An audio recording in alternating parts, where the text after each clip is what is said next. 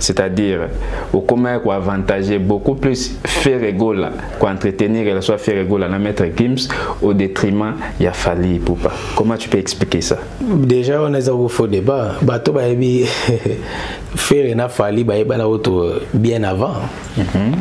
Peut-être faire na na banina faire na Gims ba eba na auto bien avant.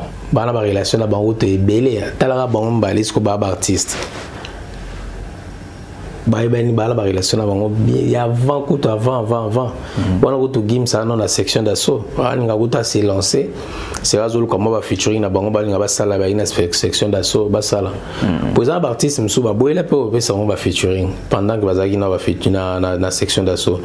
Ce qu'on est na bi. J'ai suivi une autre fois, une fois comme ça, dans les réseaux sociaux, notamment sur Facebook. Il y a un audio qui circulait où ton nom était cité.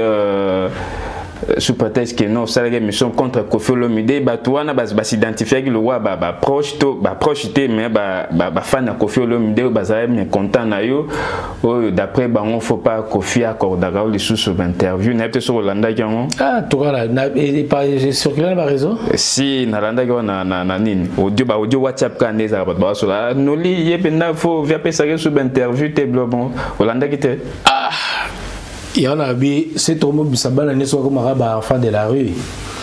Mon frère, on a été très bien. Tu as été Koffi Olomide, ayambi nanda kunae, tu vandaki, tu sololi tranquillement, comme papa, comme yaya, comme kolotu, tu soli. Makambo ya biso, il se prépare. Voilà. Ce qui est obligé, combien de bateaux va finir Koffi Olomide? Oh, alimbi sabam. Oui, batte belé ou sala artiste ma bé ou bimana même na bassi bimana ndeko sala boy e ba limisa bango menga na mi mutu moko alo baba propos na ndé tout ba les propos tenus langage que son auteur voilà unité bon selon on les abattoirs rue voilà les enfants de la rue l'arrêté on a les enfants de la rue on les enfants de la rue tobeta masolo banane biso to bana ndako OK biso ba chegete to ba tara déjà na biso ke ngai ba Chantal Kanim polemique tasko au moins ka ça dit biso ta boy to ba chegete biso to ba les enfants de la rue biso za bana ndako bien éduqué bana to genda ranchik ozongi et tout ça malgré tout ça ba orphelin ba papa ya ba parents mère et père mais toujours éducation ndako to ba les enfants de la rue pour bango ke ba chege ba na ba continue bango ba chege ba ali bazana les anciens ba chege bazali ngana les enfants de la rue donc le magie babimaki à travers l'émission nayo a finga mi résumé internet ba contredire 5e génération exacte donc émission nayo mtuti lelo mtezo continuer ko ça ko produire ko reproduire ba émission thérapeutique est-ce que nous l'étendons à mesure de nous dire si réellement il y a ça ne va pas entre les clans Wenge et Singa comme si souvent je me bien la savais et ça peut moi couler ces émissions News the King is the best. Subscribe. News the King est le meilleur. Abonnez-vous. Bien, très chers amis et fidèles abonnés de News the King TV, vous qui nous suivez de partout dans le monde à travers cette chaîne en ligne.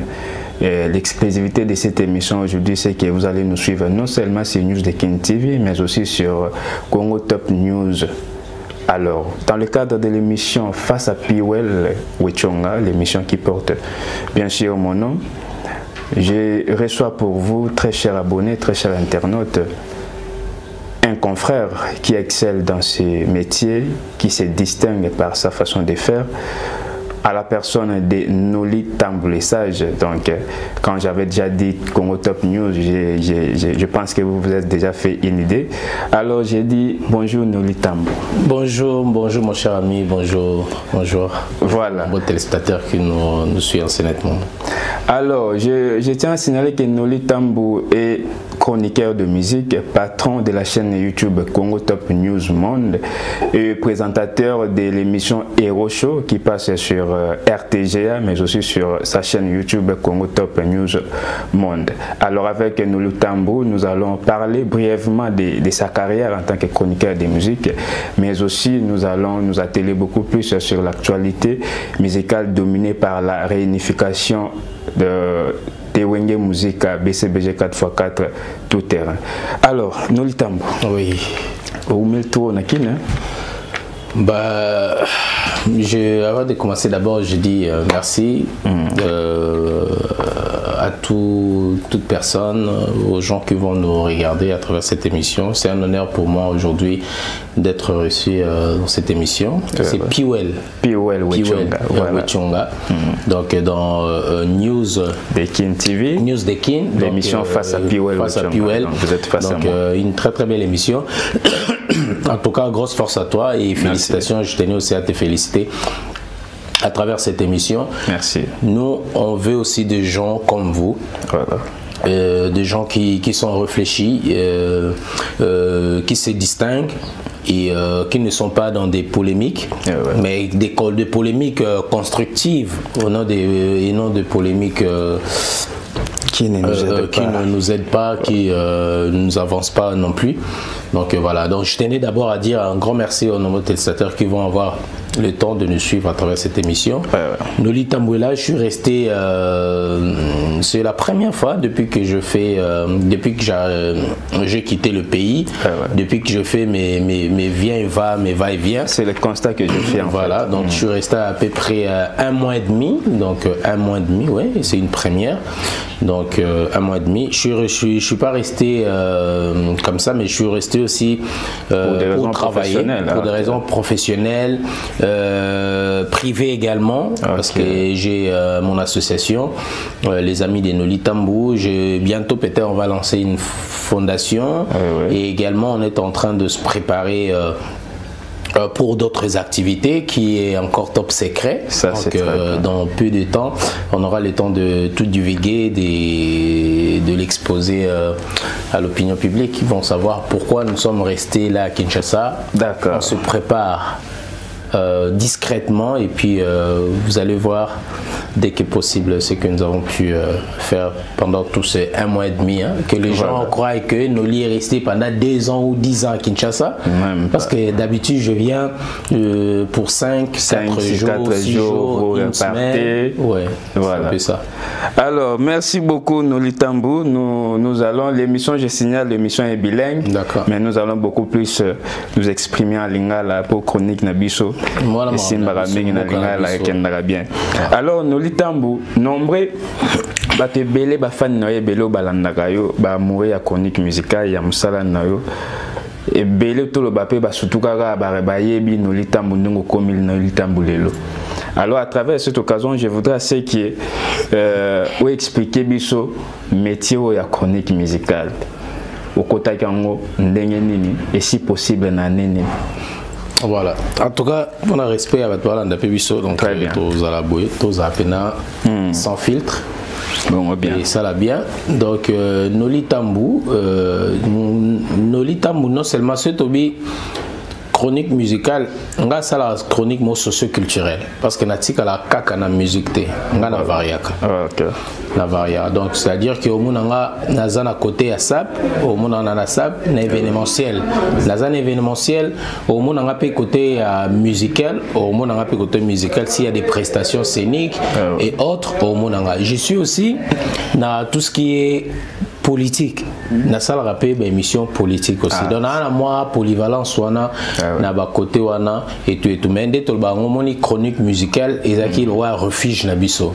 Tu sais, il y a quelques années, dans notre pays, c'était compliqué de faire des émissions politiques, surtout nous.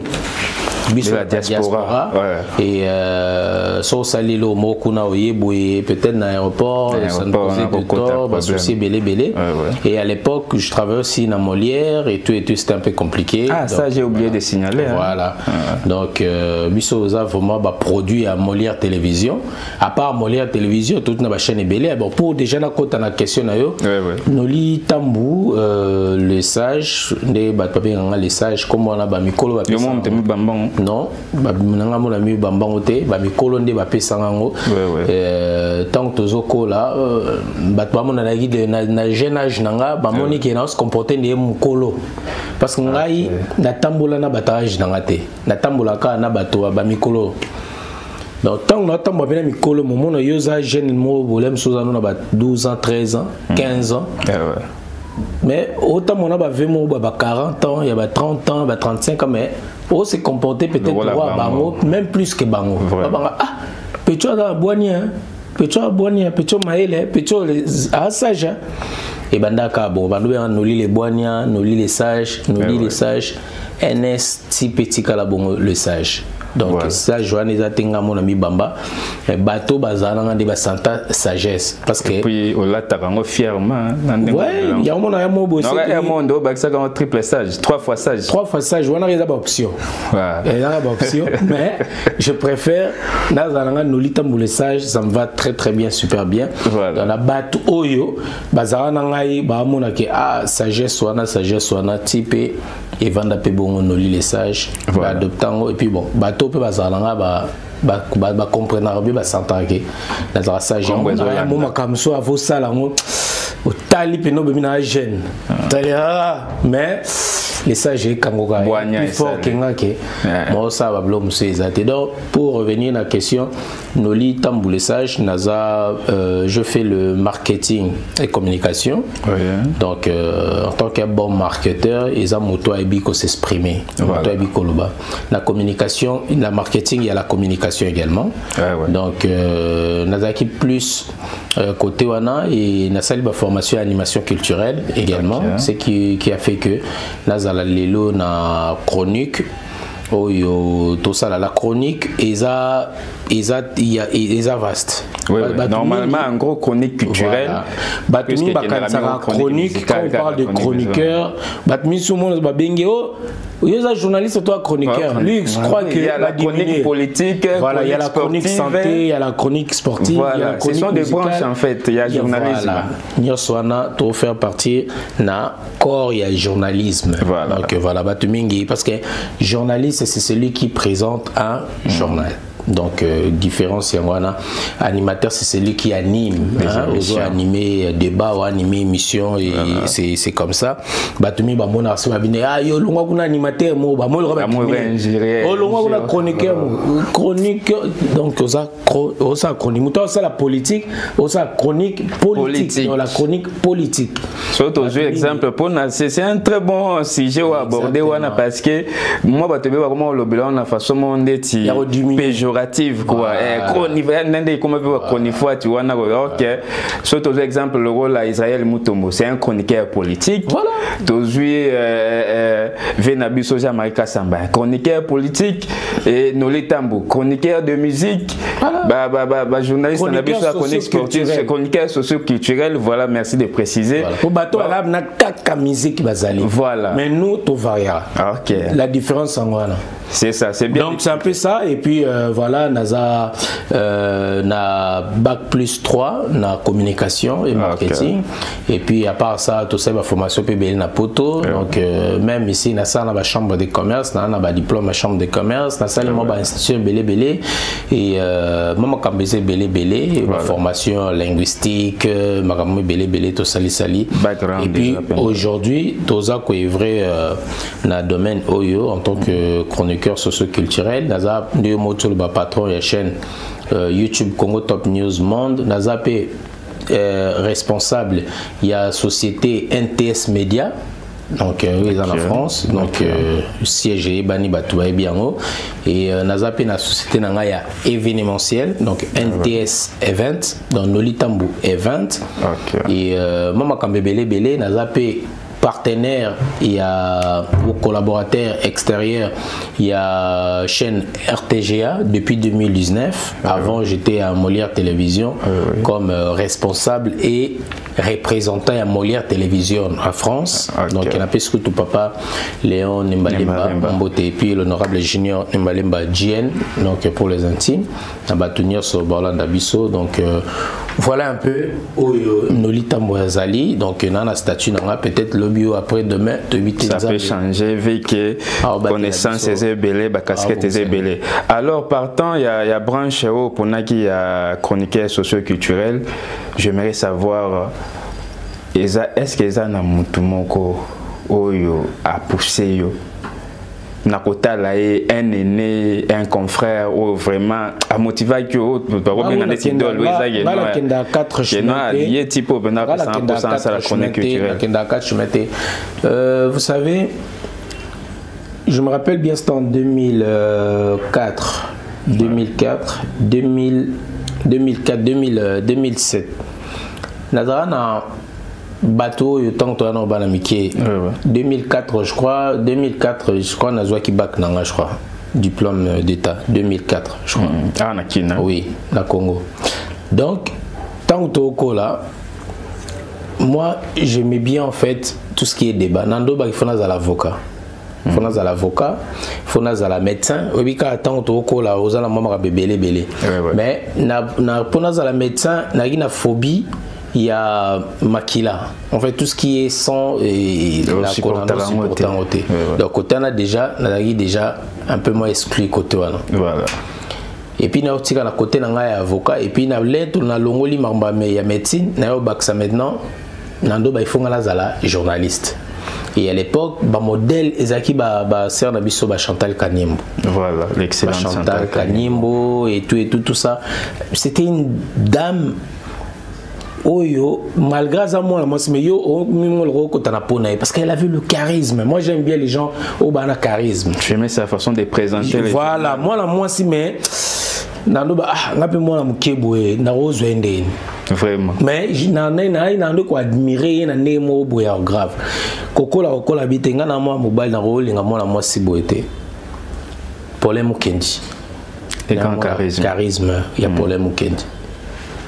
Et tant on a encore la moto à Pessinga Gou à télévision, je me rappelle tant au chaîne Moré Fungama qui a Papi et Konzo na Bossani Kombo chaîne qui Planète TV à l'époque.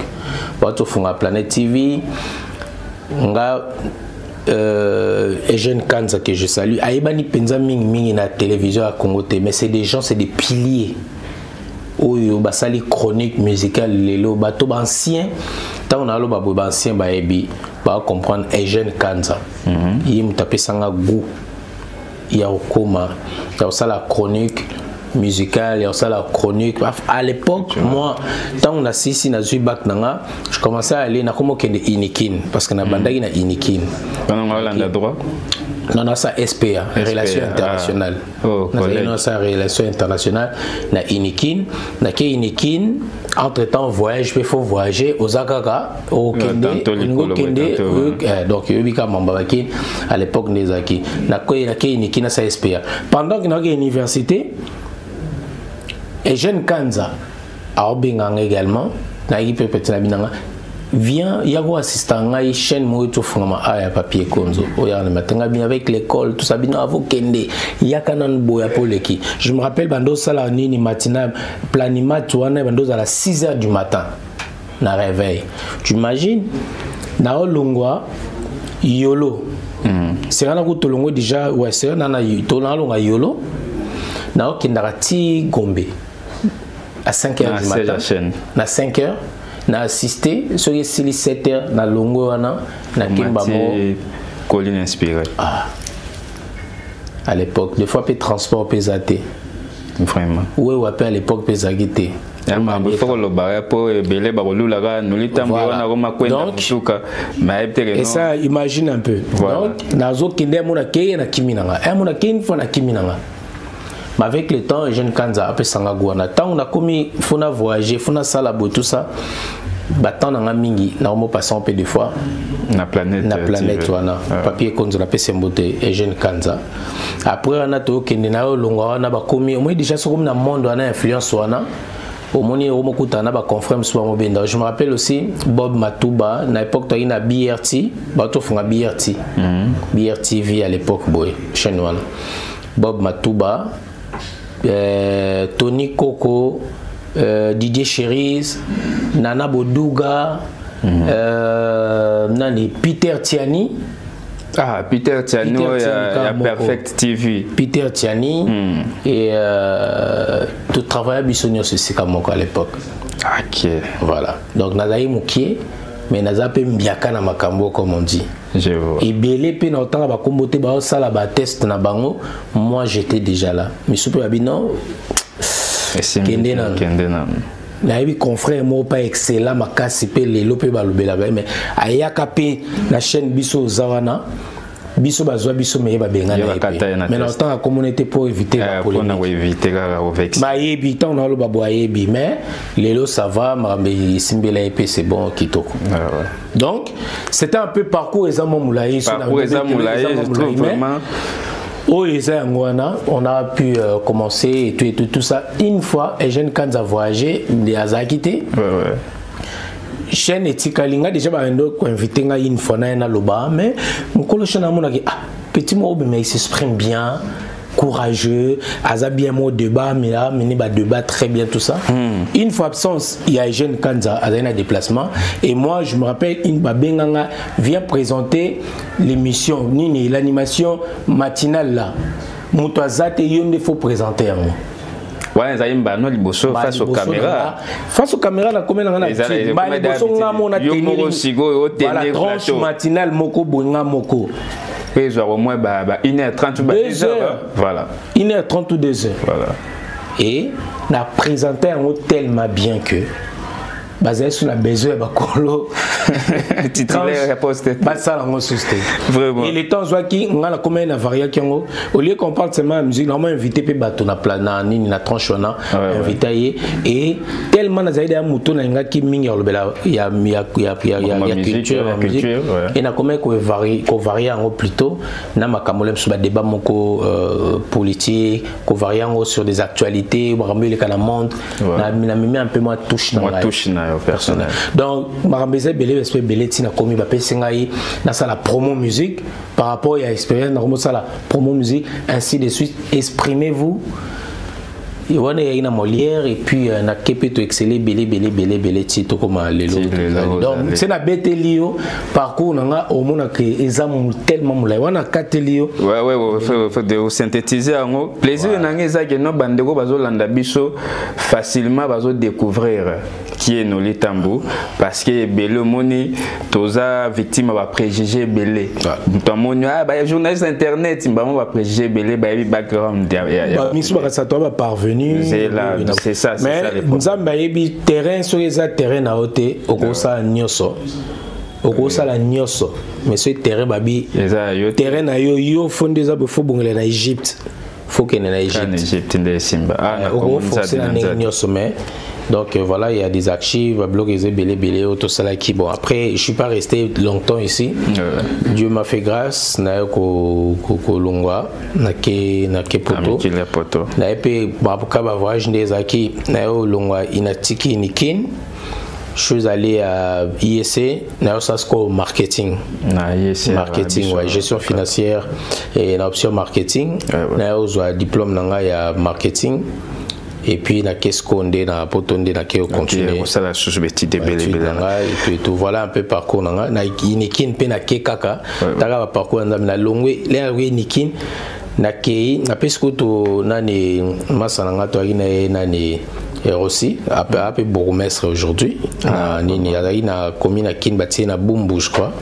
Donc tout le temps voilà mon chic d'abisso donc il y a qui CPA d'abisso ngazaki secrétaire général là na longo sko kuna na KIC na ko maman de CP pendant 3 ans donc bato aibi wala nanga bana essayer bano be nga maisha c'est-à-dire la vie sokutena nolitambu kutena maisha ozui vie. Vraiment. C'est un peu ça. Merci beaucoup, Noli Tambo, vous qui nous suivez. J'espère que vous aimez. Je dédie cette émission à l'honorable Excellence, l'ex-vice-ministre de l'économie, l'honorable Didier Okito Lutundula, le représentant valable Yabana Bukavu, Bana Beke, le président de la fondation DOL, Didier Okito Lutundula, Nanyo soit Sala et l'Arabino, Nanyo soit Sala, avant la politique, n'a pas continué. Pendant qu'il a représenté bien valablement l'Assemblée nationale, on a signé le deuxième mandat pour la 2023. Donc, honorable Didier Okito Lutundula, je vous salue, cher aîné, et je n'oublie pas comme ça le président Jerry Lubala du parti Nkita, partout les Obunda pour Bokaboli équitable, Nkita Yamboka, le président Jerry Lubala, je vous fais un clin d'œil. Je n'oublie pas aussi mon ami Genodi Loueto, le tonton de tous les Parisiens. Je continue avec les sages Noli Tambo. Alors, Noli, nous savons que nous avons des difficultés. Bayaka na métier tembala mori bandiko simbela certainement tant suspect bandiko belé c'est kana bango est-ce que Noli Tambo aïe à rencontrer des embûches des difficultés na domaine bando banda na tile loto keno bah oui bien certainement wana on absolument quelques anecdotes ça et wana uteza nango ezelo sambate to kutana belé les gens bah mon aka obiso toza lelo mais ceux na biso derrière tout ça Makambeze belé D3 juste pour te gagner non Makambeze belé D3 bidé so bidé wana do faut multiplier ta fois 20 Makambeze belé même la difficulté zaki est-ce que bon, ça a été déjà est-ce que ça a été facile déjà non quand tu t'es engagé dans la vie facilité moto azora facilité na makambu aiba valeur eloko moto azora elo na facilité ba valeur na ngote biso za ba fruit ya facilité te biso za fruit ya persévérance il y a travail et puis il y a patience tout ça ba fruit wana aujourd'hui déjà qu'on s'imposer ils avaient facilité OK na poto au côté terrain moroboé bon à l'époque déjà na kuti na poto ba Saint-Marc Tabu ba sala ba kombo makasi ba Saint-Marc Tabu to kuti ba Dilondolé na kuti ba César Ngadi aussi moi ba Francis quand Francis après on a déjà après donc il y a qui après na bamba pour la poto na loba total Dilondolé na kuti ba di ba ni donc Marc Tabu azo pélégraphe azo pélégraphe c'est un ba DVD ils ont tout ça mais bisotoye otali au sala ndenge nini bo ozoke Belgique mamachiko ça donc ça ndeni ba conséquent toujours ba masana biso ba Rodrigo Maemba RM Pro que je salue est-ce qu'on Nolio s'imposait dans beaucoup à l'époque aussi on était avec de Drigomba qui à l'époque bisolet au bandi mamba ba YouTube non penza était YouTube collaborer na chaîne à l'époque on travaillait na Molière sur la salle élément na tina la Molière a diffusé na sur na tia blog na tina Molière a diffusé c'est on appelle à l'époque ba Molière ba beta biso ba 8 mois pour diffuser pété ba 6 mois ba kanga chaîne ba c'est wana mbargo donc c'était un peu compliqué na ba que voyage mon yaka toza kota 24 bato kangavier bakangavier après to comment mettre ce côté à pigeon le faut avoir CD na yo bo matiti na pigeon côté kaka bati comme moi mutwazana mo pia matata mo ba panza ngopé à l'époque je me rappelle voyage dans les bosso na Congo et puis voyage en peu ba kanganga donc ma belé donc bref pour ne pas revenir dans bloc et déjà c'est une difficulté voilà c'est tout le bango déjà à l'époque ils avaient un système blog ils avaient toi ina Drigomba qui et puis toi ina Skyblog voilà sera donc blog Skyblog YouTube ils avaient mais aujourd'hui je suis fier de dire que tous les bateaux jeunes to révolutionnaire YouTube aujourd'hui je peux le dire dans le bango est fort.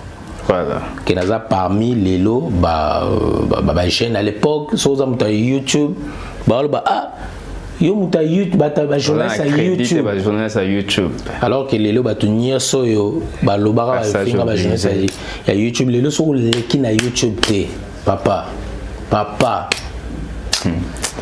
Moni. Alors, donc il rattrape pas bango. Donc on faisait belé à son amenal bano biso ani Skyblog et tout ça je n'ai côté batterie combat qui tout travailler na Badrigo et tout ça. On travaille na Badrigo pendant un moment après moi ma ramsé ndo marché na ke na Voice of Congo na ki na ndeko na na kat na Voice of Congo ayo bengangai na que Francos tu peux qui que je salue donc Voice of Congo je travaille avec eux en 2014, je crois 2012-2014, on a travaillé à Voice of Congo pendant 2 ans et en 2014, on a créé prochaine YouTube. Voilà, donc Congo Top News Monde, on a Salango et Tilelo. Bientôt 10 ans. Bientôt 10 ans. 10 ans, c'est comme en 2024, 10 ans. Donc c'est déjà 8 ans déjà. Alors, on a un partenaire Nabiso. Musiciens, des personnes reconnues, appréciées, difficulté nous coûtent pour nous approcher. Moi, anecdote, comme la langue facile à l'époque. Au moni, na musala biso, faut savoir, faut se vendre, faut chercher à s'imposer. Le plus important, il faut s'imposer ou se démarquer. Batu balo balamo basala mais yo o memi nini touche na les anini et puis ça étoile la moto moni batu mo kaso kisi o soki nini bo kisi pe faut batu tout so zupe kisi faut kisi pe simila mais eza yo moko courage na yo faut beloko lingi tango obi mo ngosa elo mobike na pesa micro na ngana musicien oyo question na fona beta yango elobisae par rapport à ça faut ça la bloc on soit bien calculé voilà et ça est facilité hein, surtout les lots comment on la facilité mais à l'époque c'était pas facile, c'était pas du tout facile mais na ba nous sa connexion chance nanga et puis tout coup à la paix en bébélé hein au kepe bo mon appel ils ont nango les lopé quoi inviter pe mission mon pas binae ba rien nae pas grave mission mutuna so rien nae été me soit répondre de pété me sou pas bengi au pété de caprice comme ça tous allons tous les jours mais yango t'es découragé parce que yo faut beloko lingi lelo à quoi désister lobby au récupérer donc tout ta ba ese mo belé mais on a bika que image o ngamoko na ki nango na pesa ki même artiste pour refuser nga et comment il passe parce que Dieu m'a aidé et na mayelo yo o tozaki nango mutunya so bengi à considérer. Moi, dans cette chronique, je n'ai qu'un côté pour la gloire, je n'ai qu'un côté pour la mbongo, mais je priais mon Dieu, je disais que faut na comme la valeur m'aura ajouté. Je voulais na la respecter et puis na yé banapé, mais na n'engue bien. Voilà. Mais na lukara respect na s'imposer. Tant que na bina makamu na ba place union nazali na luka gloire tena lukanité mais je veux seulement que les gens me respectent. Très bien. Il y a vraiment moto so bengi ana respect na yo ana considération et ayebi aussi que tu es. Voilà. Et puis toi na monde bon ils ont intérêt. Oui. Et puis c'est dans l'équipe boy na okizo boy. C'est puis dans l'équipe boy na osala boy. Donc tout le monde des arabes monde a intérêt. Merci beaucoup Nolitambu et là on a aussi pour émission qui indépendant na lingaki ba jeune frère au bazolanda biso ba jeune sœur ba jeune frère au baza ko envisager ko emboîter ba biso papa à travers émission j'espère que vous va conseil belé et ce qui n'a retenu dernière intervention à Nolitambu c'est que sachons nous vendre na biso ba o toza déjà na ba o boza ko bozolinga bolanda biso sachons nous vendre. Voilà, alors nous avons une question, j'espère que... C'est quoi le bango na katuma le rôle na yo. Ils ont les papas. Mais voilà, fait, on préfère na bango chaussures. Même tala ta claquette, ils sont babouche, ils ont on préfère pour la ta chaussure pour donc Allez-y comprendre. L'émission est vraiment riche. Alors, Noli, question, j'espère que vous avez battu. Mais si on a tout noté, on va vouloir tellement yo mesanaka otunaka. Lelo yeko meeting otuna yo. Na profiter pour expliquer sur relation privilégiée waza na mona superstar Maître Gims. Ezaka po bozaba na yolo bino na bino ou bien ta mususu za famille na vejuna ou bien meka na ko expliquer biso. Bana yolo ba ebele. Bana yolo ba zebele. Ya on a biso ka ke eza chance à mutu. Vraiment. Non, parce que exemple mo tokinda biso no so classe moko. Professeur aza moko, tableau pe ezaka moko. Apparemment ba créer un échange c'est si bazu mususu. Tozé bel la classe mais niveau de compréhension ils ont des mususu. Tant que tokinda to ça examen ba interrogation, tozo api ba résultat ndé moté. Tozo on pe kandé moko. Ngal minal ba na bonya pe maile na sagesse. Donc c'est-à-dire que kozana Gims, kozana Megi eza bat ba mona ra lelo ba moni ba mona Gims abimi ya boina bo mais so zu Gims ça daki avant so ba so lobela Gims ba UPA wana na kena bango à l'époque mais lelo to beta maso mususu lelo ni la bika eza chance tanga ya oza pembe na ya Gims. Il y a une très bonne relation naïe, non seulement l'artiste mais la famille naïe. Ça c'est une grâce. Vraiment. Donc na papa, maman, ba frère naïe, bango nyos, ba manager. Donc tu sais na bikutu na ba na lem sous peut-être au moins exagéré. C'est déjà très voilà, c'est-à-dire c'est la famille. Il m'a fait confiance. On a peine à saler confiance. Et ça fait plus de 10 ans que tous en relation, tous en une bonne relation. Et on a eu jamais de soucis jusque-là. Très bien. Et tout a avancé, nous avons battu la bisso et de me lobby, on ne sait jamais. Donc tous en une relation bien aïe. Na kendara pas naïe, na kendara Maroc. Na kendarape bon ma rôle va péter voilà on a des très bonnes relations et Naza lelo presque ils a privilégié le panaï et puis Naza muto na la communication dans tout ce qui est Afrique Congo précisément. Et voilà par là je salue Charles Tabou X Gang on appelle ça Trésor Juna papa Juna Janana maman Angèle Face na PC Motebele Baza Belé ba Jessie basé Belé famille za munene alors on est suité que ça donc c'est là relation est bien relation ko zwango faut bandeni ou entretenir voilà c'est babisio au côté place ya yo suki awa ya muni place ya yo suka ndé mninga place do banda ngal belana makambo teme et relation est bien permettre tout le belamo parce que à un certain moment selon la rue parce que au moment où on pose des questions il faut un fondement biso na journalisme il va exagérer ça na source moi rien comme trop on dit na source on dit wana siko te nyonso ezolo ba na rue nyonso ezolo ba na ba YouTube selon la maison to bitoko zonga penda ko bokisa bala te to boya les enfants de la rue wana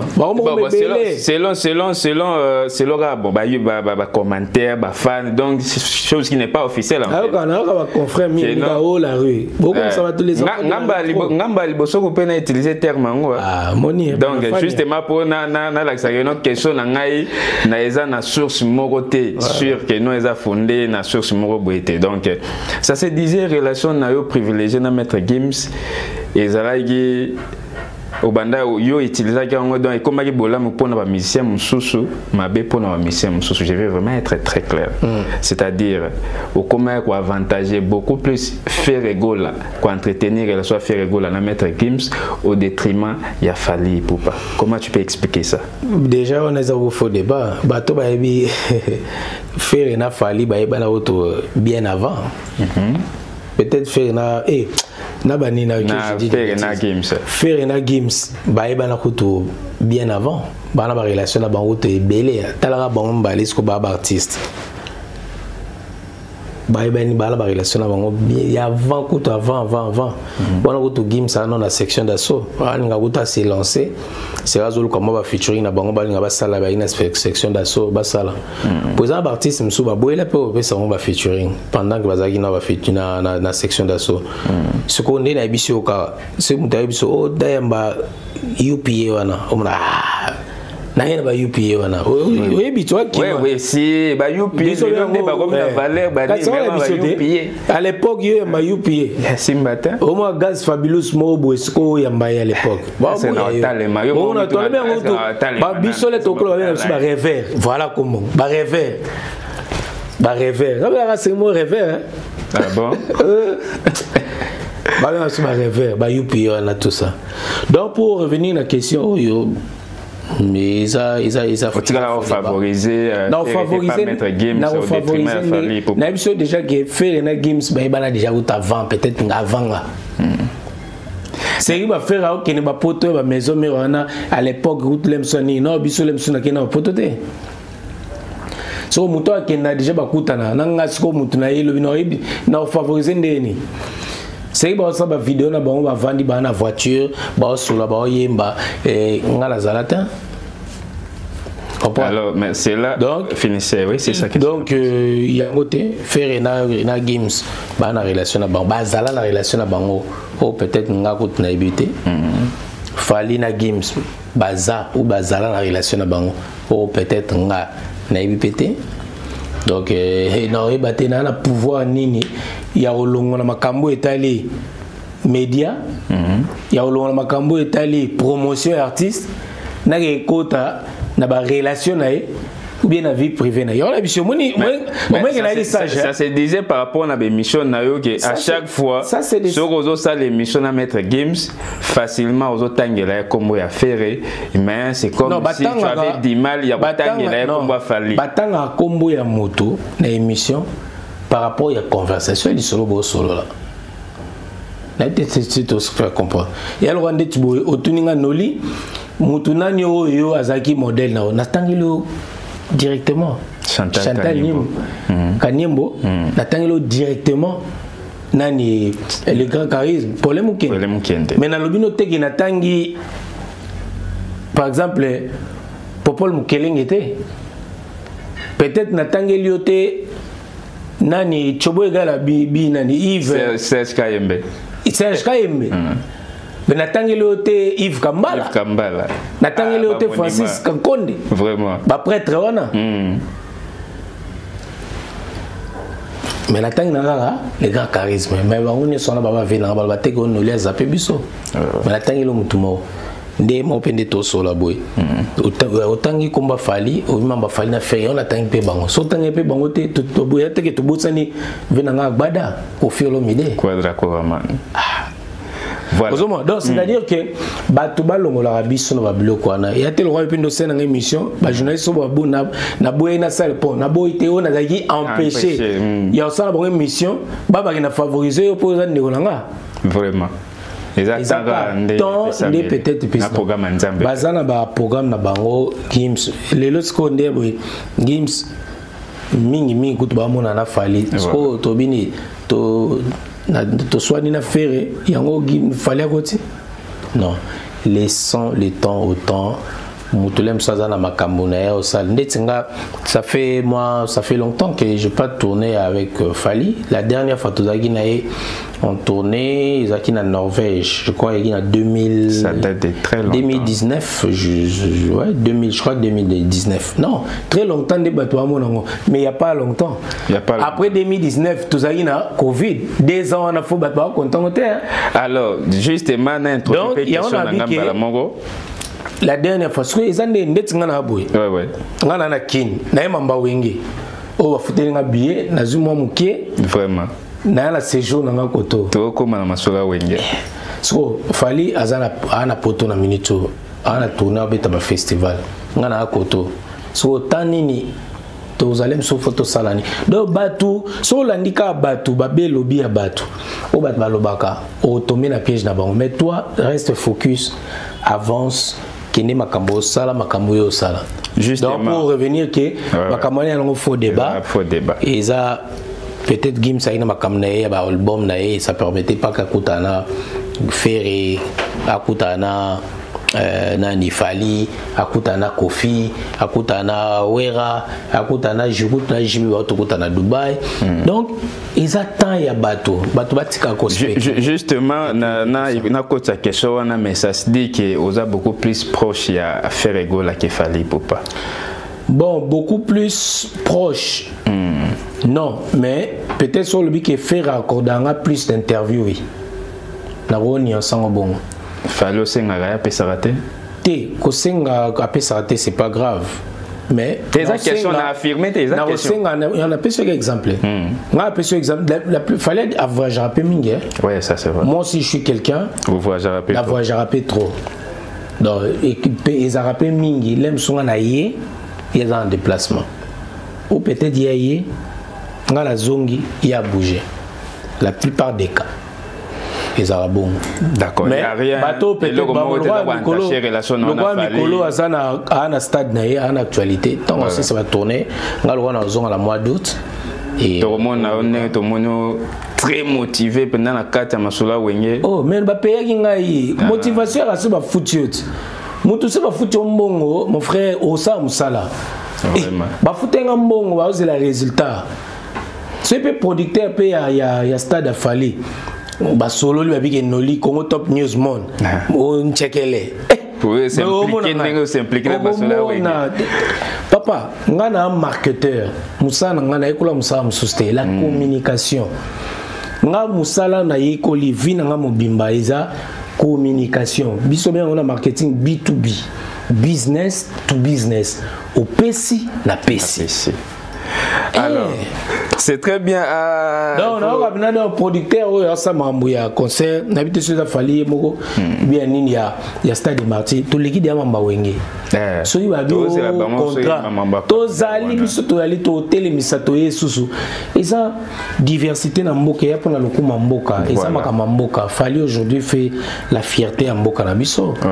Comprendre Nazab artiste au bossa fierté na biso na génération na bango malgré tout le temps la génération mais la génération bateau la génération na bango aza muto yo la promotion na bango alors ça makambo il faut tout se pernaer donc du cas en tout cas bonne tournée et puis plein de bonnes choses tout cas tous allez tant tous on va poto na vu que to kuta na côté wana tous allez moi on check les gars bata spéculation batu ya tant mususu boye besoin d'éclaircissement nous l'état dissiper le malentendu c'est très bien alors nous mon frère, nous on fait une chronique intelligente. Ça c'est vrai. Tout ça la chronique Théo. Na habité so tali na bachiv. Na bachiv na so tali na zano na ba propos moko injuriété. Moi na langage na zana insolence té. Moi je sais respecter les gens.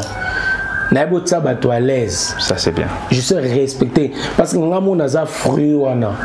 O naza lelo eza il y a batunde oyo bazala autour de moi oyo ba edangai très bien alors noli nazongi na dossier na lisolo ya maître Gims partant en relation aux anon na maître Gims aux acteurs ya culture ya mboka na biso yo nangai toyebi combien ba musiciens na mikolo na bana mike na ba bazana succès na ba bazana succès te ba revara ko sala featuring na mutoloka maître Gims est-ce que il arrive à une fois au chichoter tant la litoy que non ndenge nini otalisa epé nini pona mboka na biso Congo ce qui peut faire quelque chose bato au Bolanda biso aujourd'hui Gims azana casquette musoso excellence monsieur l'ambassadeur. Voilà, la culture congolaise. La culture congolaise. Na frère nae, petit frère nae Dadju. Omoni Dadju a sali titre ya ambassadeur. Ouais, ça en fait na brigade Sarbati. Et sali baba Dadju déjà, à ça déjà moi bloqué na sala ba gaz mawete, moi bloqué bele ba featuring na ba Fali et tout. Mon amtaza na conception nae et la manière dont il voit les choses. Je me rappelle en 2019, avant la Covid, il y a un festival à Gims au Assala na Marrakech, au Maroc. Il y a des artistes belé, il y a pas famille au Congo. Tout ça qui toi il nanda ko tourner quand ils après bomeli ba café na bino boza na bino tout ça on s'est dit non wana utezaki l'air tikanga na bato mona image wana na rotindelo même ayo tikanga tala simplicité artiste wana na accompagner au hôtel ko accompagner na aéroport na retour na France en France ayo tikanga toi une voiture na et tout ça et tu vois nabi subizumika megi wara to betelo mo boy parce que moi français na lingala lingango mais moi lingala neza il a trop influencé la français on travaillait ça na moi na kati bi le photo bête émission bosala ngona carbo et j'avais suivi ça oui il faut ça la lingolo balingala faut le kabat ba lo ba trop que yo trop mindele trop boy na boye faut ça au ka rapprochement na on a ba mise ba cuisine interne ba blogo lo ba maté évidemment quand même moi pour ça non mais nous les a permis na grande star lo la lo ba raté parce que mon histoire lo ba secret na yo na bato c'est elo za da secret so divulguer ngo est-ce que sous secret bato ka so lo ka place wa combattre ya on ni bato mingi tellement ko za na secret loba mutebike obla mukana tongo na adresse tel so la muna tongo obosa minu na on appelé tel so longwana o melarate so ti place wapi so longwana okenda musalete bat mabi vina mobimba na suka na poko melara masanga place tel okota place moko boy obima bat mabi vina otu ya omoni batu ba sûreté voilà mais du moto azana discrétion moto azana secret azana confidence c'est des gens bateau ba monaka pum obimi on mona bateta bateau batakisi batebelebe parce que ozana secret o garder le kona yo mona anonyme là ebimi le mo ya sika voilà pour revenir Gims to salelo kona fol balingala on a payé qui à peine président Félix Autokota mambebele tout ça il pas énorme donc tout ça les lokoana et le bayaki une émission où il cartonna partout batoazo yango et tout Gims ça s'exprime na lingala ezali lo moko ezaki naturel excuse-moi naturel toi na voiture to kende et tout zaki na ba bijoux na ba nani Mani Mateko le porte-parole officiel donc voilà et puis il est très bien na sur mo talango donc rapprochement de Salabia qui Gims pour la première fois s'exprimer pena boalba lingala pena moi français soyez boazongi lingala pena et ça là tout tellement bien ça ba congolais rapprochement là mais featuring na artiste oui pourquoi pas ils ont toujours loko et ACP là mais au moni il y a quelques temps il y a une mboka na biso so sali featuring yo mo toloba ah que Gims soi-disant qui est proche d'affaires ou bien biso boina boina. Par exemple, supposons que ça qui featuring affaire gola. Bata fali banga balobani. Supposons ça qui featuring na Weranson. Wenge bata jibe banga balobani. Supposons que ça li featuring na Koffi Olomide. Bata zaiko banga balobani. Ozomona siko place mutu. Raison pour laquelle Gims voulait être un artiste yaba congolais nyoso. Yaba couche nyoso yaba artiste. Azate pour na tel yo mo bi monde la musique na biso yo mo lobi noli aux arabes proches ce qui na ferré qu'intel pourquoi parce que l'aime sous sali 2 ou 3 émissions na ferré na fallu sali maté ba catégoriser déjà c'est comme ça la vie et tu yo mo ba tumusu ba inviter na bango vomi asa na été pour kazane mutu abatu nyonso bo lobela mino ninga mabe bo lobela mais il veut rester un artiste yaba congolais nyonso. Voilà.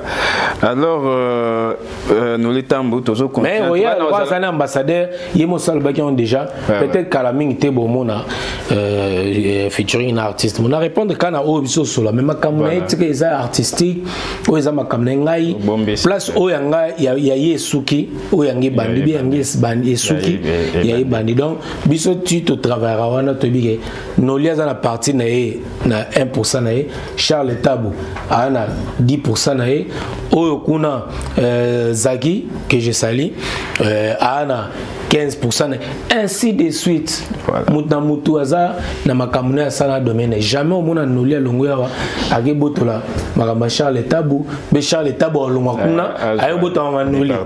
Donc on mona que non Charles na botolo no mamba jet ngala récupérer ngo. Au monde paye pe buru na tiki na chronique pe awa. Ou bien ça promo au monde que ba Orlando bambango ko kapete. Donc au monde que mutu aza na niveau na. Alors, voilà.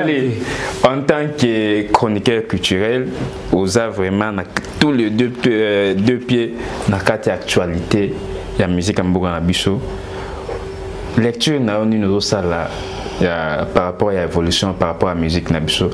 Pour nous aider, on a sorti album Héritier Zagi en 2021, je pense. C'est bien décembre 2022. Toujours à partir de Wana, il y a eu Mianj Mi Démon, il y a eu Tokos 1, Tokos de Gold, il y a eu Dynastie, il y a eu Mortel 06, et PC Routiko Makalamingité, Bina Filé aussi avait lancé, il y a eu aussi C'est pas sorcier d'Ibrator, Bamisien Gaze Mawet également avec Puzzle. En tout cas, marché des disques et ça bombé na babilo inondé na blo batum. Miel de son tangité. Miel de son, oui, miel de son préambule déjà zalagi depuis 2020 aussi à Zawana. Bon, boteni nga regarder ceux qui n'attendent rien sur les écoles.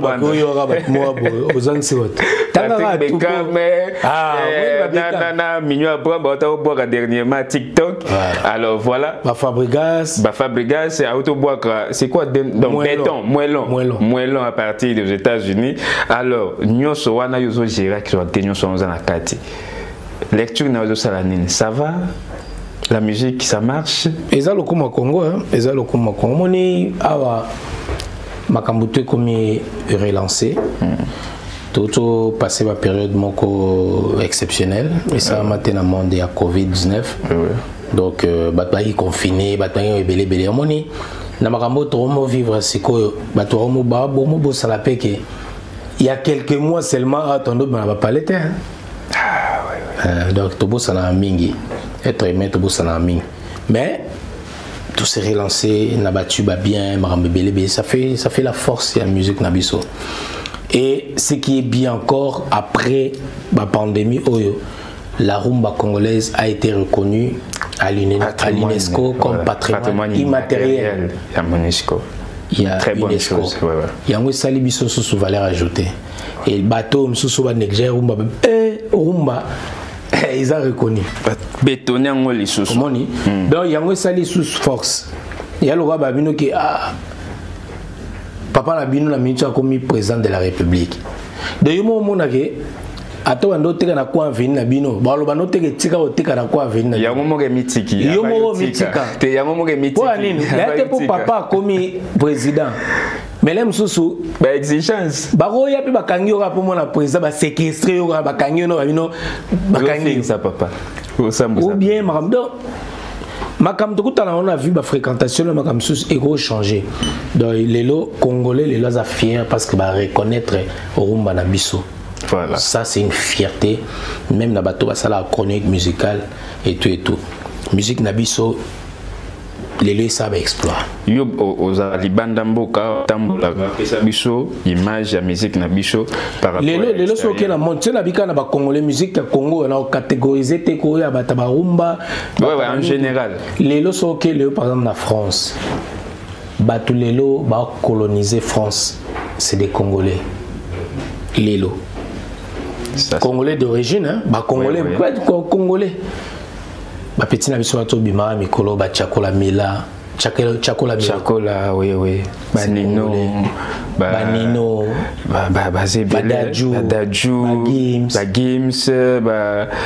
c'est belé pour nous expliquer ça Baza est belé ça c'est très bien, ça c'est une fierté déjà, c'est vraiment une fierté. Ce qui oye na côté na biso l'Afrique aujourd'hui Tobandozong ngwende to tozama pembele tozana ngwende biso monde kande ba kobi oluka kwa embrasser ko biso dernièrement alors que l'identité robo sa identité Sauf que les lots en Afrique, les lots, tu es très fort. Tu as un représentant valable. Il fallait que bien. Voilà. Bah, énonce bien les lots, très bien. Vraiment. Comprendre? Donc, c'est OK quand tu as un mois de wana au Toroloba. C'est déjà donc, c'est déjà bien. Et les lots, il faut que le monde déjà redémarré. Hein? Justement, on a comment on a pas. Moi, ce que tu sais, ba fali, ba ni tout ça. Voilà tout temps, mais ba icône bazali, ba Koffi Olomide. Wa ba toucha ba ote, ba na. Inoxydable Koffi Olomide. Donc, Kena Angola abuka. Wa ba tu ba to tanga ba ote. Justement. Mais maintenant, le monde est à redémarrer. Monde.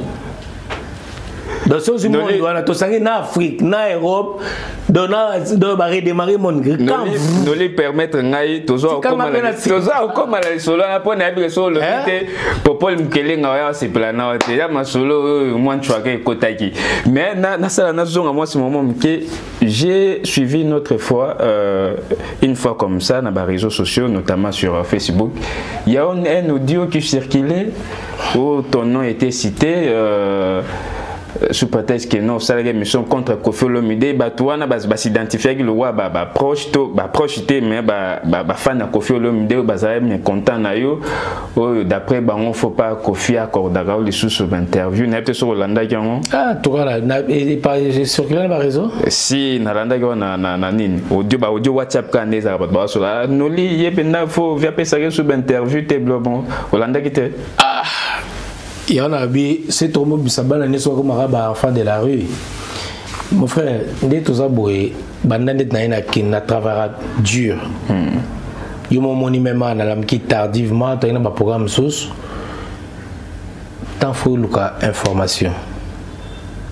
Faut luka pour ça montage. Ba connexion qui ça. Yo mo poza ma so faut répondre na ba appel même so ba bleu ekotaki au niveau na bu famille ba ta rolanda makamnyo so na izarate est-ce que mutu wana loba wana ke Koffi Olomide a pesa noli interview te bien ka émission te yem to sena Koffi Olomide promotion so yi ba ta ke Koffi Olomide yem to défendre Koffi Olomide yo c'est audio on est sou ka lem so yi na ba famille na bango na ba oncle na ye na ba neveu na ye na ba nièce. Nous on fait beaucoup pour nos artistes. Tout ça là est belé. Les lots c'est Koffi Olomide à Koffi. Ane Koffi à Koffi Olomide. Mais elle sur moi 000 moroboé. Il y a noli à l'obéla Koffi Olomide. On va défendre Koffi Olomide. Mais bateau bayara va l'obarawana. Bango bayara kaka pour nous détruire. Voilà. Bazana te pour nous faire avancer l'artiste. Non. Voilà. C'est pas comme bien. Ça. Naza libre. Moninga Nazara na respectera éthique et la déontologie journalistique. Au baba que le journaliste ou la presse, il faut à l'église au milieu du village. Là c'est là. Il y a un monde qui n'a pas vendu té. N'a pas déjà le qui que ce soit té. Il y a un monde batumi ba monare a soka corrompre batou il y a corrompre ngande tingala combien vraiment pour au monde na singa ngate na zape mutumoto na sispe interview na télé miso pesinga so pesinga pété na car na carburant quand vru na kay très bien ici même à Paris parce que na yebi je sais me respecter na yebi ndeni balukambo très bien Noli donc bato ba lobana nga na tozana Koffi Olomide na peso moni émission na peso na fuelo makabusu na banoke o na rolo batimi na lo banango ça ezali so rencontre moko secret bien buena boy maintenant Koffi Olomide to yangola abeti a na nini na boulevard na millionnaire Kermesse moko ya to Kermesse lega o changola a to signer contrat na ya Laurent Sokoko pour quelque chose c'est préparé yo arena monde tu on a évité avoir une discussion te ba pesi na une place cité mais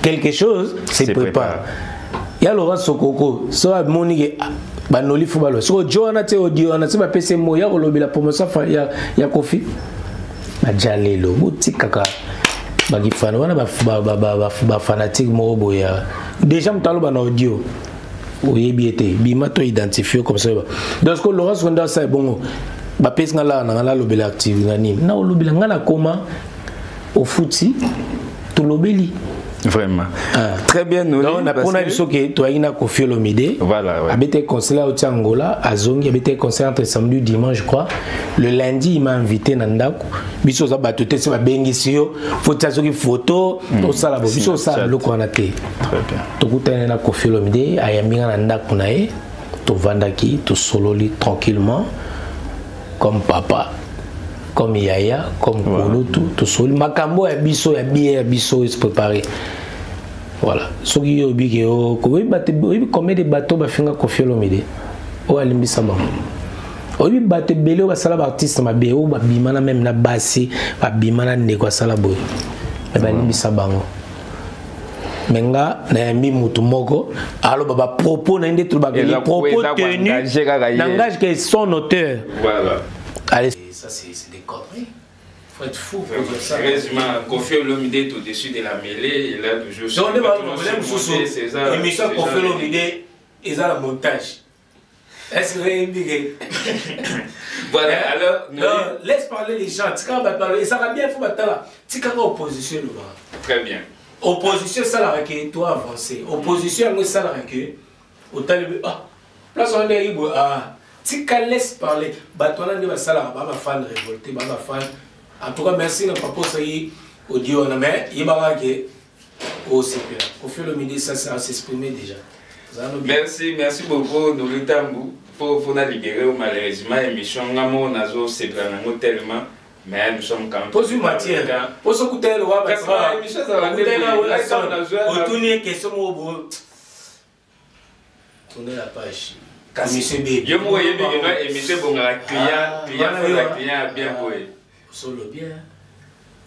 Émission ba mo 5 minutes bien on vous a la question émission c'est un client sur la bien boy to redémarrer moi to redémarrer alors il y a mon nazo totalement bon redémarrer moi no be lugal no bon belé o continue ba vendre mususu ce que d'autres mambo audio certainement tam se utera na mambo ba redémarrer ba événement ya wenge boy alors nous li eza honneur pour yo je pense nga également il y a revivre événement oyo au continent histoire wenge et kabonaka tozalaka na métier ote ya wenge zongani tozali bana mike tozali na métier ote mais wenge zongani pendant que biso tozo fonctionner pesanga ba impression par rapport à la réconciliation avant de côté dans les détails moi le toloba moi c'est un honneur hein c'est un privilège moko na pour manquer en té je me disais, même si on a payé, on a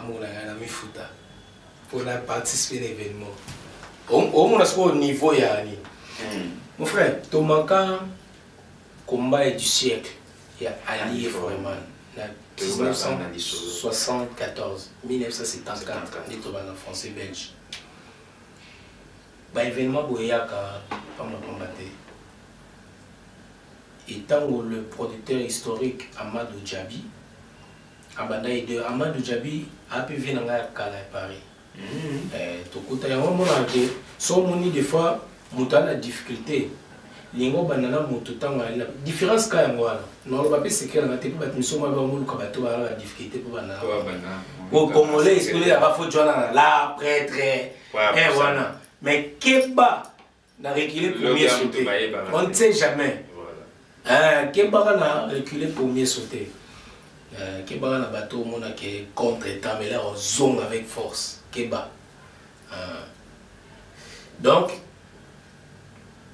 Namakambo yo, tango Amadou Djabi, tukutana na ye, adoba noli, ba souci, ba justice, mon bébé, place à Guinée. Tukutana na ye, tukutana relation bien. Musa na biso kakande, tutambolaka. Bato ba yebi biso, mais biso to yebi bato mingi te. C'est ça. Et tout vendre la place mobo, apprécier Musa na non tout d'ailleurs. On a vu que ce qui mérite d'être fait, mérite d'être bien fait, mon frère. Salarié l'eau no bien. Salarié camarade no bien. Elle rose boka graine. Place au beauté là, où y habiter. Yo boka ka. Au boka le quoi ma bangate. Boka na terre fertile. Ça dit salam sala bien. Place au bota.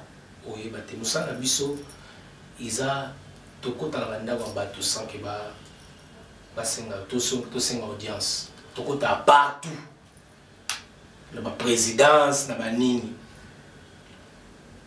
patala biso tokota na madu projet les bandits nazali parmi bato yo ya liboso je dis bien parmi bato ya liboso parmi je dis non tenant bien ma propos na l'émission n'a pas pu avoir confidence na vie parmi bato ya liboso o Amadou Djabi a contactaka o ayebaka pe makambo mais ndena ba donc so ba lobi na limite neza awa pour partager te ko ça et l'autre même dans la rencontre on a su garder secret au babel biso que l'autre ko bimate bonago mais bon après cette photo est bima la PCP pour l'autre Christian de Sakwen top comme FM azala pe na hôtel Loana le même jour et à cause de photo et puis oui moi image yo ni bima vidéo bima fois na ele ba banzala pe ba comprendre que wenge au savana donc ma bébé benazaki bien ma camarade mais to bandi pour na déjà na ndondi mateke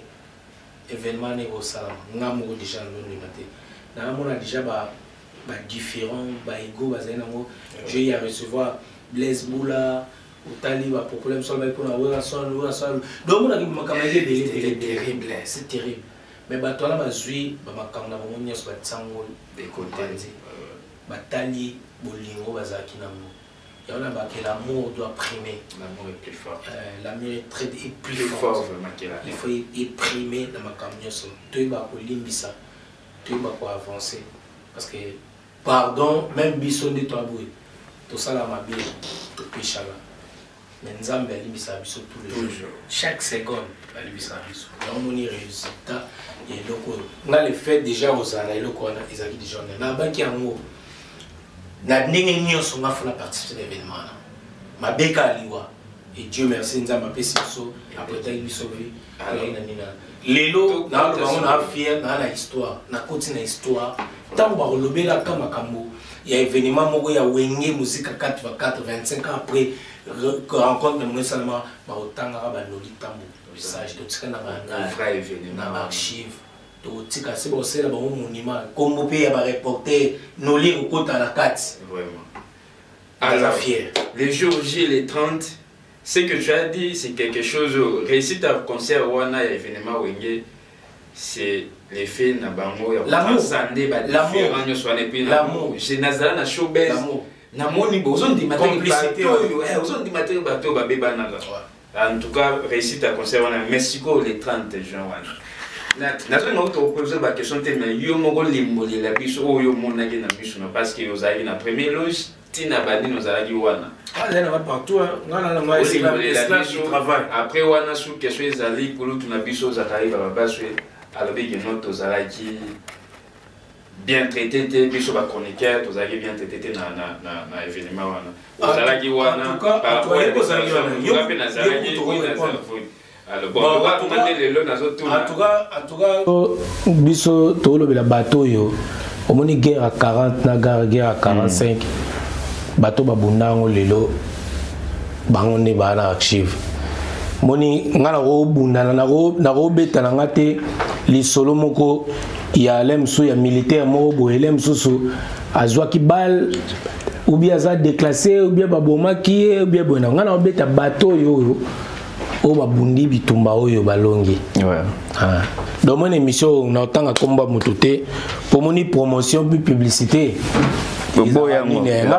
na boyi na otanga komba vrai ou faux biso ba chroniqueur tozaki mise en valeur toujours mon frère ngaba futenga billet na la ba vie na rotindelo ngala singani na rotine blog ne solba ngaba futenga billet première classe obi na sei banda ba événement banu na sei combien de tours na ya ça na ozonga na zaki on va bandi ba répétition on a bandaki tout ça événement li bosso rencontre tout ça na ministère de la culture voilà auto yaki ba Mombi ba Elvis Presley na Salif Keita voilà et tout il rencontre li bosso il y avait que moi ngam na zaki na bandaki événement o li bosso na ngami ngolo ba moi te nga na linga pena Kolobate pour toi, on dirait commis, on dirait commis moi hautain, on dirait moi orgueil. Non, mais des fois, il faut te rappeler commis l'obélara. Ça, c'est important parce que tout ça, nous sommes remarquables. Pour traiter les journalistes, la négnité. Selon voilà les enfants de la rue. Les enfants de la rue. Les enfants de la rue. Tobeta masola banan biso to banan ndako. OK. Biso ba chegete to ba tara déjà na biso ke ngai ba Chantal Kanim. Problème ke. Tasko au moins ka. C'est-à-dire biso ta boy to ba ta ba chegete biso to ba les enfants de la rue. Biso za bana ndako bien éduqué. Bana to genda ranchik ozongi et tout ça malgré tout ça ba orphelin ba papa ya ba parents. Mère et père, mais toujours éducation andako, toi les enfants de la rue. Pour bango que ba chegi ba na ba continue bango ba chegi ba ali. Les anciens ba chegi bazali ngana les enfants de la rue. Donc to beta masola ba ndako ezake biso ba futela biso biye ba makta ba sa ba lere yi utaya to ba 6 fois. Pour ngale msusu mona contrat mo pe kune kainga non na bisa mado biye to poussa non. Faut na si ça na compte pour la salle mettre en cérémonie la salle à présentation ba événement miné partout aux États-Unis. Voilà, donc j'étais avec Gims sur de salle 17 états et na seul journaliste ou chroniqueur oyo a joué trophée à App Award na États-Unis à Los Angeles. Et ça c'est le pas à même année. Voilà, parce qu'ils allaient une couverture il y a Stade de France. J'étais le seul africain. Pour ne pas dire le seul Congolais, il a couvert le Stade de France. Est-ce que mon nom ça fait déjà déjà 4 stades. On a couvert 4. 2 fois Stade de Martyrs. Ce fallait pas accorder en commun 3. 2 fois premier Zaguinen. Stade de Martyrs dans tout ça, on a couvert. Il y a gouverneur Gentini Mbakanga. Ah, il a sorti à ACP. Voilà. On va bien se habiller, loger, nourrir. Au moins, elle est là. Vraiment. 4 jours à Kinshasa, na zongi parce que Moussa les allait na zongi quoi na ida mamba wengi na zongi so amadu zongi singa sous Stade de Martyrs avant on a déjà na Stade de France. Na Maître Gims. La Gims, na sali Parc de Prince. Après Stade de Martyrs, na sali Parc de Prince. Il y a Prince Dodge. Et il y a Dodge pose à la guerre. Oui, bien sûr. Bah image ça na biso ba na biso avec il y a ensemble quand on a YouTube beto mona. Donc 4 stades. Donc c'est il fallait accorder biso signature à compter longi toko na nim na football les gars moi Amadou pour et ça bien. C'est pas soli ngara. Ah les gars moi mon 5e. Moi le fait qu'Abeta il est jeune la génération d'Abeta c'est une fierté. Vraiment. On en arrive tout de suite là, on en arrive tout de suite là. Dans comme l'archive nanga 3 fois Stade de Martyrs. On a loba o ngai na sali couverture image ezali ngamo. Mais ba wengi ba tumuso côté ba pasteur et contete. Vraiment. Comprendre? Alors, on a na ba pèse ba même noli sarano. Ozalagi wana. Kopro bimira. Ma mesala. Noli ozalagi na Stade de Martyrs le bien très bien. Ozalagi pe na Pullman là où tu es d'ailleurs, tu as été immortalisé par les souverains premiers JB Mpiana. Voilà. Papa chéri. Banda ozela moi. Faut la image. Ils ont privilège. Ils ont privilège, ils ont honneur. Et pourquoi pas on mérite aussi. Vraiment. On mérite parce que il y a une interview à JB Mpiana. Tout ça qui n'a ma première parmi ma première parole n'a été tant na PC parole à remercier Ngai. Vraiment. Moussalo sala pour la culture na biso pour la musique pour la culture na biso na musique na biso. Tout ça là artiste belé ba interview reconnaissance on est raté mais lui quand même il a été reconnaissant travail aux monde dans la bague tu peux travailler 20 ans 15 ans mais même sous ce monde a mérite et après vraiment il y a on a biqué persévérance travail et la patience des foutailles. Très bien Noli. Avant dernière question je pense, est-ce que le monde a été réellement redémarré comme l'avait prédit JB Mpiana? Notre Félix faisait quoi? Félix faisait quoi? Il y a le que le monde a redémarré. Wana vinaye. Yo ce qu'on entend que Tala Sikoyo musicien. il a reconnu que le monde a été réellement redémarré par le Wenge Muzika. Et alors, les journalistes, on a dit que ceux qui sont musiciens, journalistes, ils ont journalistes, chroniqueurs, reporters.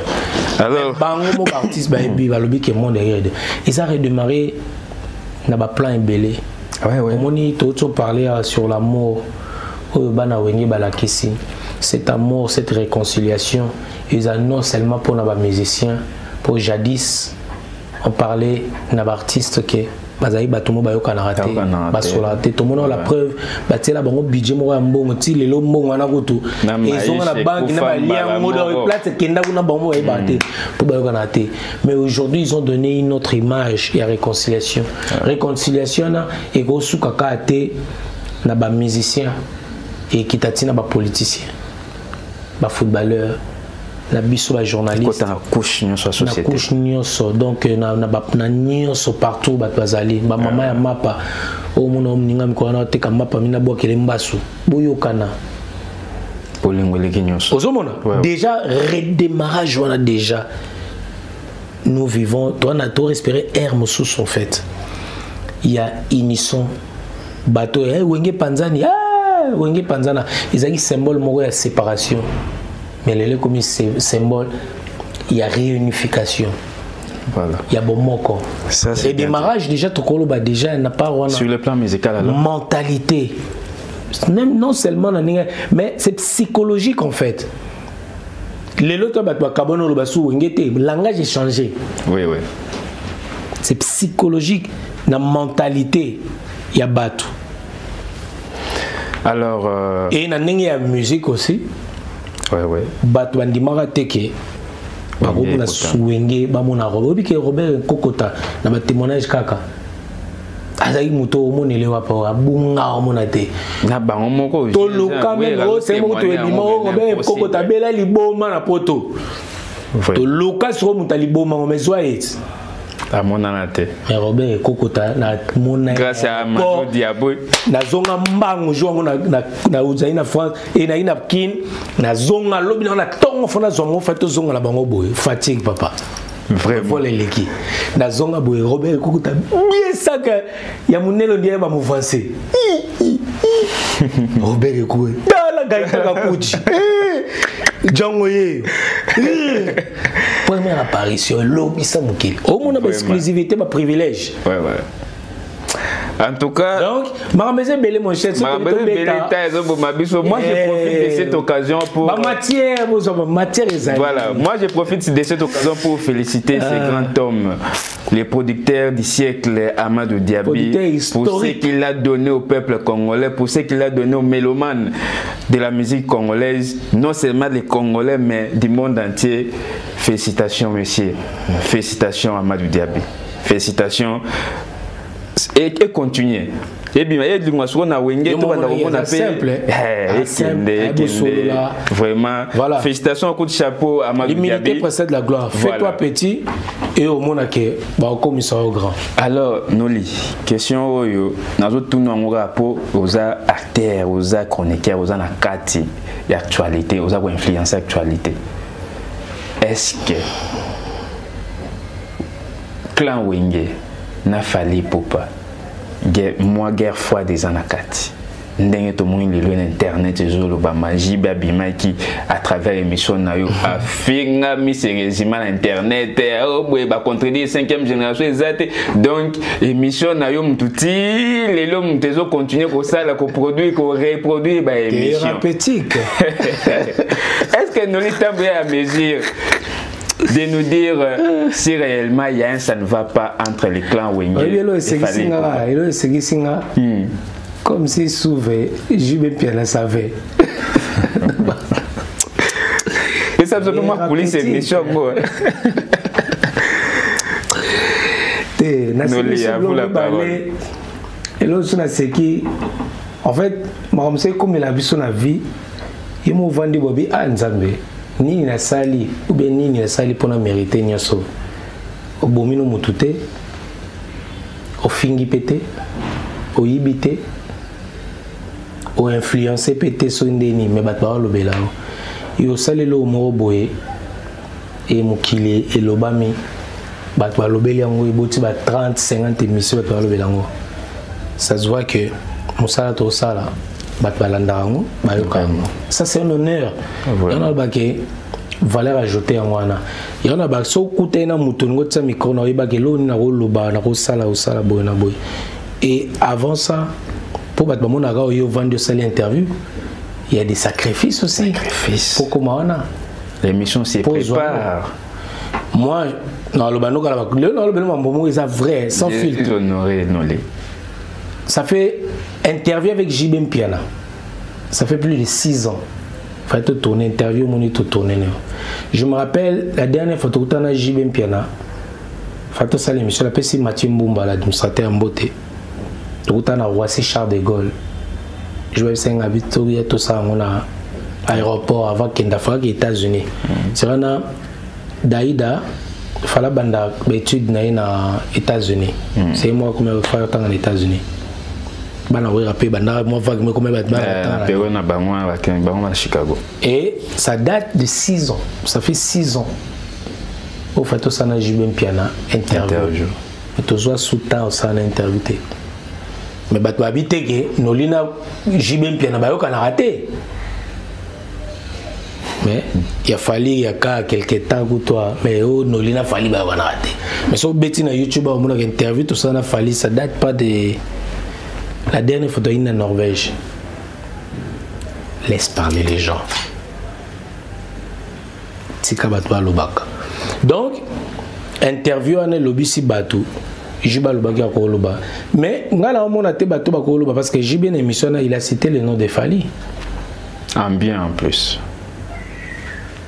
Mais à côté à qui innonce bi musique à eux qui se réunissent. À eux qui innonce musique à innonce bi na bar et puis Pelé Nengaza pardon Mbappé d'attendre Nengaza Mbappé bongo lelo a manqué Pelé respecté parce que ça n'attend Nengaza pas petit na bango lelo ba comment manquer bon respect le les problèmes. Il y a un redémarrage. Il y a un redémarrage. Et faire redémarrage. Mais je préfère ce jour à JB. On a évité c'est le contexte ni nous il y a le Belaki. Donc on a posé la question là. Mais jour so JB autour naé Mbappé on est nani voilà. Il est le seul à pouvoir nous expliquer. Donc, pour la compréhension de l'analyse des autres salles, les maisons continuent à faire les magasins. Mais les enfants de la rue, les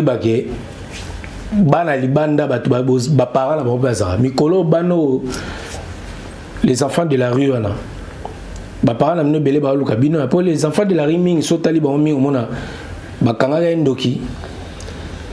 qui t'étue la famille. Vraiment. L'aime sous divorce. En bébé, belé, comment les enfants de la rue. Tout ça là, on peine la presse. Oh, quand c'est les enfants de la rue, oui, bon, et ça, on comprend.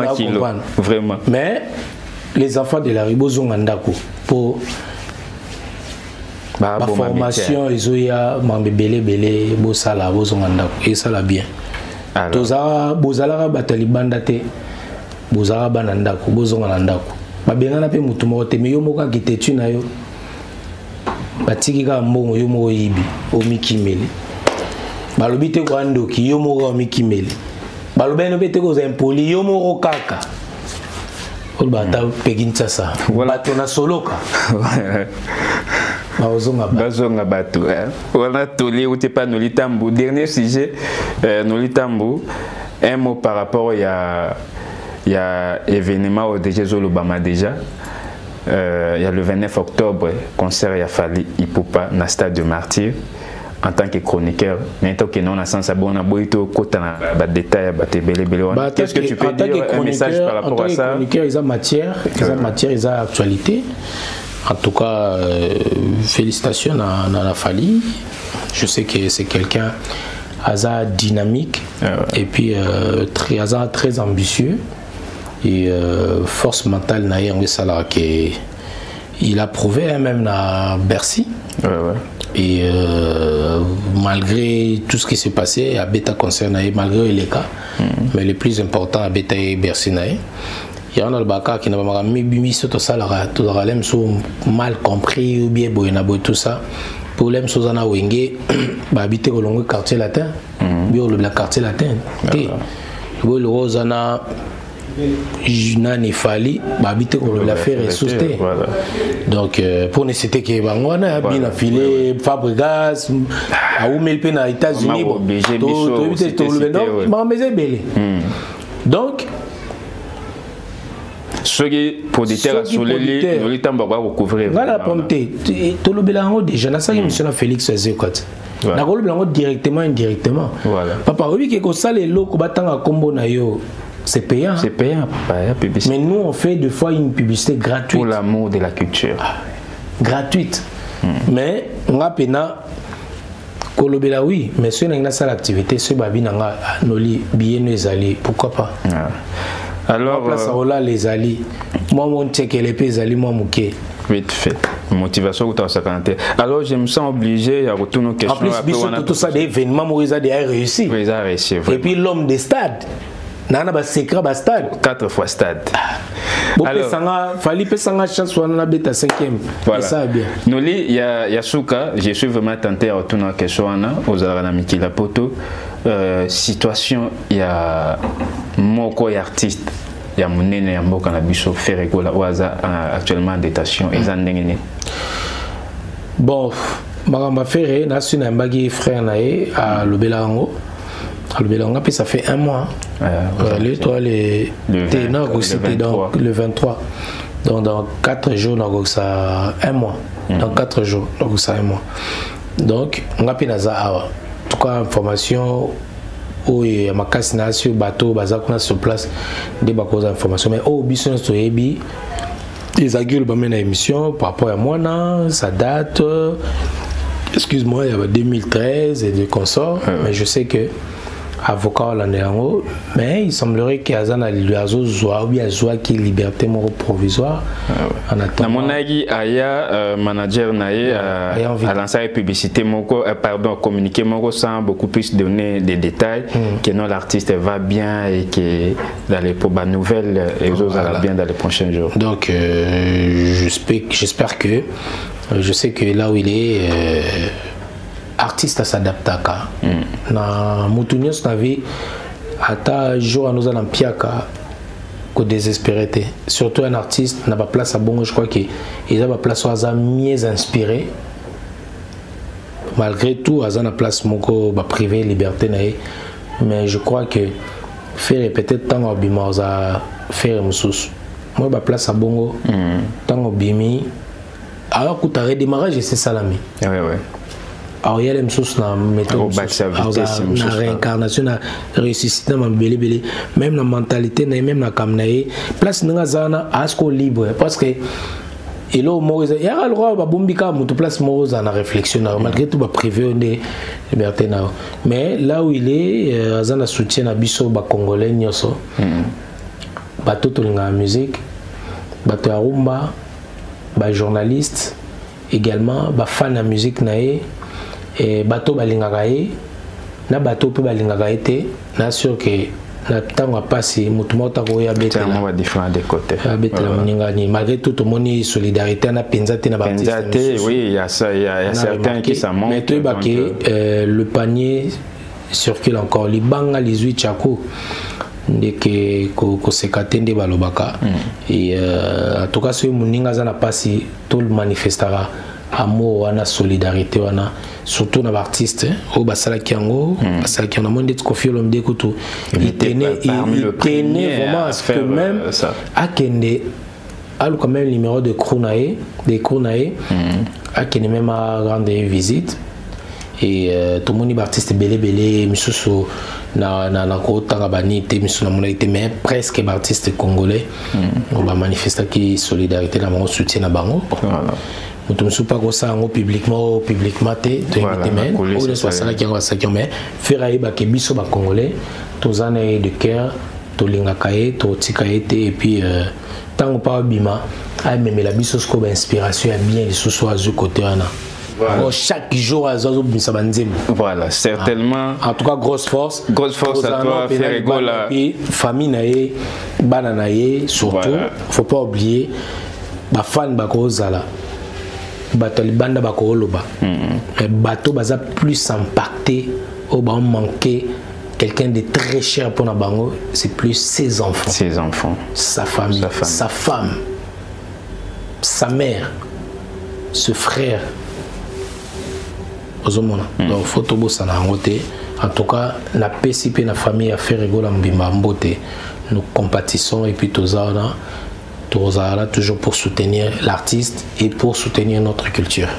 Voilà, grosse force à toi Ferrego, la Bataring, le padre, gladiateur, Bazo Zelayo, gladiateur, Bazo Porto Naker. Et c'est que moi, ce que je peux demander aux fans et aux mélomanes de la bonne musique, la meilleure façon de soutenir l'artiste Ferrego là, et ça, il y a consommer dynastie, il y a consommer encore une dynastie.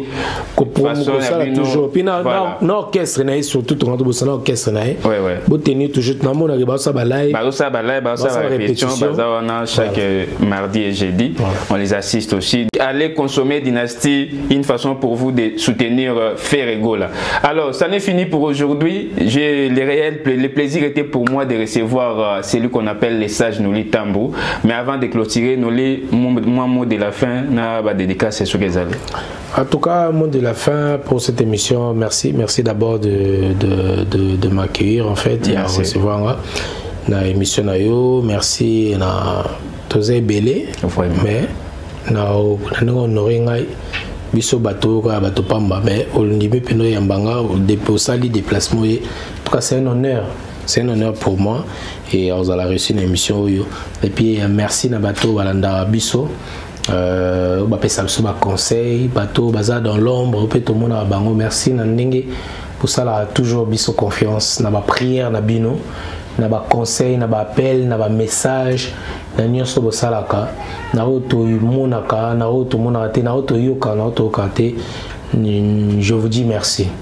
Moi avec mon équipe nous vous disons merci pour tout. Merci et on soutenir biso en tout. On a pesi bateau pe balinganga surtout au bazana biso donc on a pesi sambote na vie na si Amlex Aigle Noir et pas d'Adigest Angola mon ami donc 10 000 € c'est quoi 10 000 € pour Pesaki et c'est Sili donc na ozela musu baksama donc Dadi Bendele Japon mbote na yo merci pour l'encadrement merci pour tout Dadi Bendele voilà il est litoi donc litoi bientôt mamba bien zoya et na pesi bato balandanga mingi pe na pesi mbote na mama Milinze mba tous pepele mbetolo et un grand merci à PDG Tanguy Brice le Lendo Orlando biso bâti service et na pesa mbote mingi na CG Charles Mbutamuntu le parrain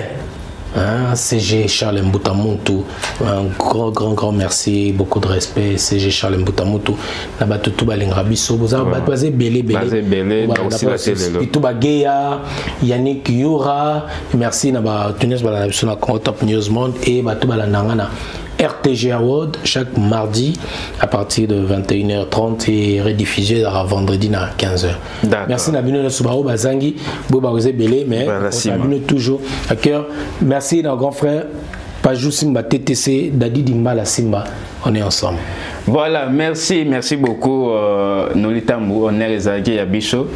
Voilà, moi je dis comme ça, merci à Alain Emiti qui a été à la prise de vie. Donc si vous avez aimé les images, ceux qui bossent dans les images, dites comme ça merci à Alain Emiti. Je n'oublie pas comme ça Dadi Bendele qui nous a assisté et merci à toute l'équipe des Congo Top News. Et si vous avez aimé cette émission, je l'espère que vous l'aimerez. Partagez le lien de cette émission, faites-nous un commentaire gentil et puis je vous donne rendez-vous pour un prochain numéro. Je vous donne rendez-vous au prochain numéro. Ciao. Ciao.